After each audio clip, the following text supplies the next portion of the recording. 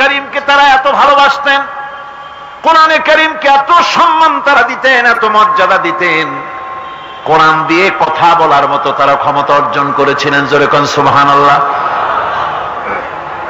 হযরত আব্দুল্লাহ বিন মুবারক রাহমাতুল্লাহ আলাইহি জবরদস্ত মুহাদ্দিস, তার আমলের অনেক বড় আলেম, হজ করতে এসেছেন। হজের কাজ সমাপন করে যখন তিনি রওনা করেছেন, দেখেন কোন মানুষজন নাই। কাবার চত্বরে একটা মহিলা চাদর মুড়ি দিয়ে শুয়ে আছেন। উনি মনে করলেন বুঝিবা লোকটা মরা কি জিন্দা, বোঝার জন্য কাছে গিয়ে সালাম দিলেন, আসসালামু আলাইকুম। সালামের জবাব ওয়ালাইকুম আসসালাম না হয়ে চাদরের ভিতর থেকে জবাব এলো, সালামুন কাওলাম মির রাব্বির রহিম, পরম করুণাময় পরওয়ারদিগারের পক্ষ থেকে তোমার প্রতি শান্তি কথিত হোক। মুহাদ্দিস সাহেব প্রশ্ন করলেন, মা, হজ করতে এসে লোকেরা তো সব চলে গেছে, আপনি এখানে একাকী পড়ে আছেন কেন? তিনি জবাবে কোরআনে কারীম থেকে বললেন, মাইয়ুদলিলিল্লাহু ফামা লাহু মিন হাদ, আল্লাহ পাক যাকে পথভ্রষ্ট করেন তারে কেউ পথ দেখাইতে পারে না। অর্থাৎ আমি তো হজ করতে আসছিলাম, পথ হারাই ফেলছি, সাথী সঙ্গীরা কে কোথায় চলে গেছে আমি খুঁজে পাই না, এই জন্য মুসিবতে পড়ছে, একাকী পড়ে আছি, এখন আমার উপায়টা কি? মুহাদ্দিস সাহেব বলছেন, মা, একাকিনী এই অবস্থায় কত সময় পড়ে আছেন? তিনি জবাবে কোরআনে কারীমের একটি আয়াত তেলাওয়াত করে জবাব দিলেন, সালাসা লায়ালিন সাবিয়া, 3 রাত পূর্ণ হয়ে গেছে। আরে 3টা রাত আপনার পূর্ণ হয়ে গেল, এখানে আপনার পানাহারের বন্দোবস্ত কি? খাইছেন কি? বুড়ি জবাবে কোরআনে কারীমের আয়াত পেশ করে মুহাদ্দিসের জবাব দিয়ে দিলেন, আল্লাযী হুয়া ইউতঈমুনি ওয়া ইয়াসকিন, ওই মহান আল্লাহ রাব্বুল আলামিন তিনি আমার পানাহারের বন্দোবস্ত করেছেন। মুহাদ্দিস সাহেব বলছেন, মা, আমার কাছে কিছু খাবার আছে, আপনি দয়া করে এই খাবারটুকুন গ্রহণ করুন। বুড়ি তখন কোরআনে কারীমের একটি আয়াত পাঠ করে এই প্রস্তাবকে ডিনাই করলেন। বুড়ি পড়লেন, সুম্মা আতিম্মুস সিয়ামা ইলাল লাইল, তোমাদের রোজাকে সন্ধ্যা পর্যন্ত পূর্ণ করো। এর দ্বারা বুড়ি প্রমাণ করলেন আমি তো রোজা রাখছি, কাজী সন্ধ্যা আসার আগে তো কিছু খাইতে পারবো না। মুহাদ্দিস সাহেব বলছেন, বুড়িমা,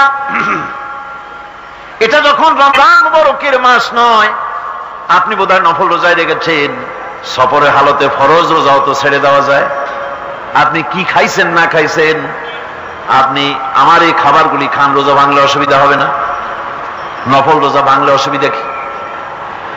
বুড়ি জবাবে বলছেন, ওয়া আনতা সুমু খায়রুল লাকুম ইন কুনতুম তা'লামুন, যদি তুমি নফল রোজা রাখো তা তো তোমার জন্যই কল্যাণকর, সুতরাং আমি নফল রোজা রাখছি, সেটা আমার জন্য কল্যাণকর, তোমার কথা মতো আমি খাবো নাকি? মুহাদ্দিস সাহেব বলছেন, বুড়িমা, প্রত্যেক কথার জবাব কোরআন দিয়া দেন কেন, কারণটা কি? বুড়ি জবাবে বলছেন, কোরআনের আয়াত পাঠ করে জবাব দিচ্ছেন, মা ইয়ালফিযু মিন কাওলিন ইল্লা লাদাইহি রাকীবুন আতীদ, মানুষ এমন কোন কথা বলে না যে কথা ফেরেশতারা রেকর্ড করে না রাখে, সব কথা রেকর্ড হয়ে যায়। সুতরাং আমি চিন্তা ভাবনা করে বাছাই করে নিলাম, কোরআন দিয়ে কথা বলবো, এই কথাগুলি রেকর্ড হবে, প্রাপ্ত হবেই না, প্রত্যেক অক্ষরে অক্ষরে 10-10 করে নেকি আমলনামায় লেখা হয়ে যাবে। মুহাদ্দিস সাহেব মনে মনে একটু চিন্তা করলেন, এই বেটি হলো বুড়ি, একটা মেয়ে লোক, আর আমি মুহাদ্দিস মানুষ, সে কোরআন শরীফ দিয়ে কথা কইয়া বাহাদুরি দেখায়, আমি তারে মাতৃ জবান দিয়ে কথা বলাবই, এই চিন্তা তিনি করলেন। তিনি তো বড় আলেম ছিলেন, অত্যন্ত বড় আলেম, তার সম্পর্কে তার সাথীরা কবিতা রচনা করেছিলেন। তিনি যখন তার এলাকা ছেড়ে গিয়েছিলেন, তার সাথীরা বলেছেন, ইজা সারা আব্দুল্লাহ মিম্মার উলাইলাতান, ইজা সারা আব্দুল্লাহ মিম্মার উলাইলাতান সারা আনহা নূরুহা ওয়া জামালুহা। আব্দুল্লাহ যখন আমাদের এলাকা ছেড়ে গেল, তখন এলাকার সৌন্দর্য গেল, নূর গেল, আলো গেল, সব হারায় ফেললাম। যেহেতু তিনি সাহিবি ইলম ছিলেন। তারা বলল, ইদা যুকিরাল আখিয়ারু ফি বালদাতিন ফাহুম আনজুমুন ওয়া আনতা হিলালুহা। আমরা যখন আমাদের বন্ধুদের মধ্যে আলোচনা করি, তখন আমাদের বন্ধুরা আর যত বড় বড় আলেম আছে, তারা যদি তারকা হয়, তাহলে আব্দুল্লাহ তুমি তো সেই তারকা রাজির মধ্যে চাঁদের মতো। এরকম বড় আলেম ছিলেন হযরতে আব্দুল্লাহ বিন মুবারক। তিনি চিন্তা করলেন, এই বুড়ি দেখি তার দিয়া তার মাতৃজবনে কথা কওয়া যায় নাকি। তিনি জিজ্ঞেস করলেন, আচ্ছা বুড়িমা বাড়ি কই? ওনার চিন্তা, বাড়ি ওই কোরআন শরীফের মধ্যে তো খাগড়াছড়ি ফটিকছড়ি নাই, গ্রামের নাম তো নাই, ধরা যায় নাকি। তিনি যখন বাড়ির প্রশ্ন করলেন, বুড়ি তখন কোরআনে কারীমের আয়াত তেলাওয়াত করে বাড়ির জবাব দিয়ে দিলেন, সুবহানাল্লাযী আসরা বিআবদিহি লাইলাম মিনাল মাসজিদিল হারামি ইলাল মাসজিদিল আকসা। পবিত্র মহান সত্তা, দোষ ত্রুটি অক্ষমতা দুর্বলতা থেকে মুক্ত সেই মহান সত্তা, যিনি তার বান্দাকে ইসরা করিয়েছেন মসজিদে হারাম থেকে মসজিদে আকসা পর্যন্ত। এর দ্বারা তিনি প্রমাণ করতে চাইলেন, মসজিদে হারামে আসছি হজ করতে, আর মসজিদে আকসার কাছে আমার বাড়ি। মুহাদ্দিস সাহেব না পেরে তিনি তখন চিন্তা করলেন, এমন বিদুষী মহিলা একা একে ফেলে যাওয়া কিছুতেই বুদ্ধিমানের কাম না। তিনি বললেন, মা আমার কাছে একটা উট আছে, আপনি যদি রাজি হন উটের পৃষ্ঠে সওয়ার করে আপনার গন্তব্যে পৌঁছায় দেই। বুড়ি তখন কোরআনে কারীমের একটি আয়াত পাঠ করে সম্মতি প্রদান করলেন। তিনি পড়লেন, ওয়া ইন তাফআলু মিন খায়রিন ইয়ালামুহুল্লাহ। যদি তুমি কোনো ভালো কাজ করো, অবশ্যই আল্লাহ তা জানবেন এবং এর জন্য উত্তম ভাবে আল্লাহ পাক তোমাকে পুরস্কৃত করবেন। তার মানে হলো, পথ হারা মানুষকে পথ দেখানো নিশ্চয়ই ভালো কাজ। তুমি একটা ভালো প্রস্তাব করছো। মুহাদ্দিস সাহেব বললেন, মা আমার এই উটের উপরে আপনি আরোহণ করুন। বুড়ি উটের উপরে আরোহণ করতে যাচ্ছেন, হঠাৎ লক্ষ্য করে দেখছেন মুহাদ্দিস সাহেব তার দিকে তাকায় আছেন। বুড়ি তখন কোরআনে কারীমের একটি আয়াত তেলাওয়াত করলেন, কুল লিল মুমিনিনা ইয়াগুদ্দু মিন আবসারিহিম। নবী মুমিন মানুষদেরকে, মুমিন বান্দাদেরকে বলুন তারা যেন তাদের চক্ষুকে পরনারী থেকে নিম্নগামী করে। বুড়ি এই আয়াত দ্বারা বলতে চাইলেন, মুহাদ্দিস সাহেব আমি বুড়ি মানুষ, উঠে সওয়ার হতে গিয়ে না জানি বেসতর্ক হয়ে যেতে পারি, চক্ষুকে নিম্নগামী করেন। সুবহানাল্লাহ। উটের রশি টেনে টেনে যখন তারা পৌঁছে গেলেন, তিনি জিজ্ঞেস করলেন, আপনার কি কোনো ছেলে মেয়ে আছে নাকি? বুড়ি জবাবে বললেন, আল মালু ওয়াল বানুনা জিনাতুল হায়াতুদ দুনিয়া।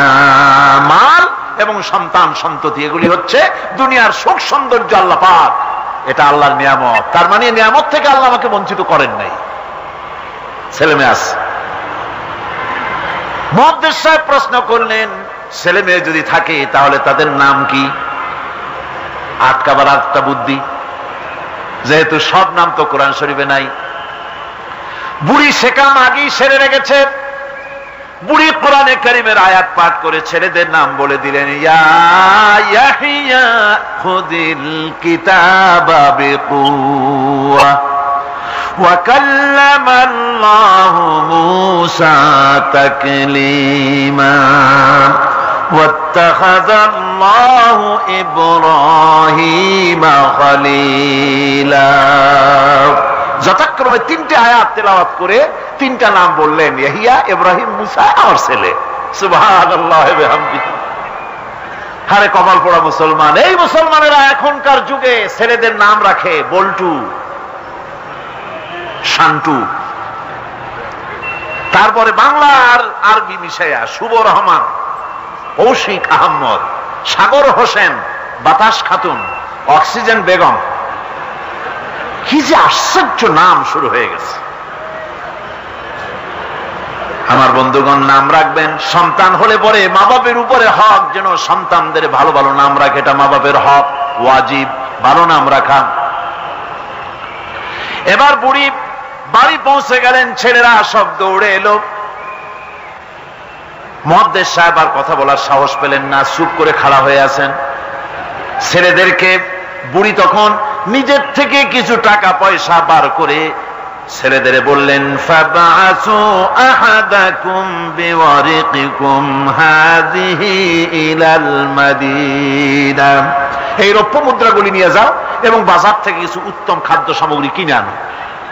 বাজার থেকে খাদ্য সামগ্রী আনিয়া প্লেটে সাজাইয়া মুহাদ্দিস সাহেবের সামনে রাখে বুড়ি বলতেছে, কুলু ওয়াশরাবু হানিয়াম বিমা আসলাফতুম ফিল আইয়ামিল খালিয়া।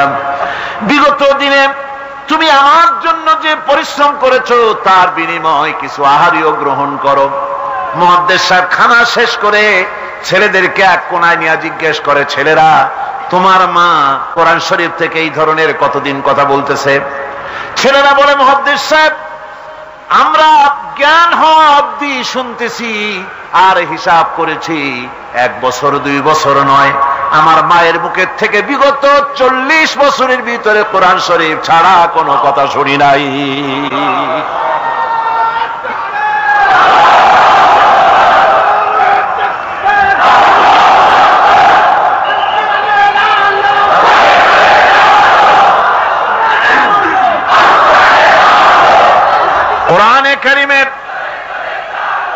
কোরআনে কারীমের প্রতি মানুষের, তৎকালীন যুগের মানুষের এই মহব্বত ছিল, এই ভালোবাসা ছিল, এই আকর্ষণ ছিল।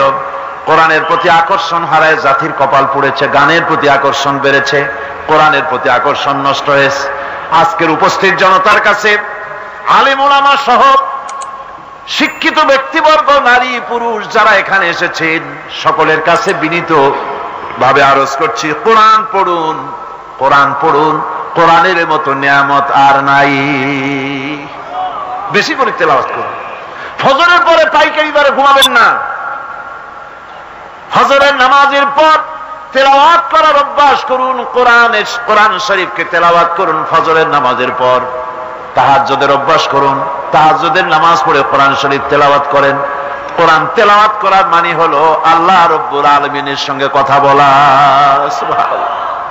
কোরআন তেলাওয়াত মানে হলো আল্লাহর সঙ্গে কথা বলা, আর হাদিস পড়ার অর্থ হলো নবীজির সঙ্গে কথা বলা।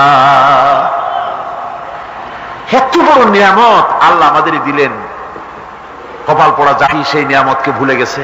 কোরআন শরীফ পড়ুন, কোরআন বুঝুন, কোরআন আমল করুন।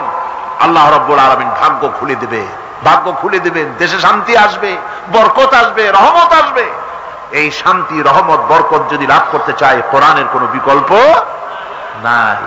সকলকে দাওয়াত দেই, সব মানুষ আজকে যত লোক এসেছেন সকলকে আল্লাহ পাক কোরআন সহি করে তেলাওয়াত করার তৌফিক আল্লাহ পাক আমাদেরকে দান করুন।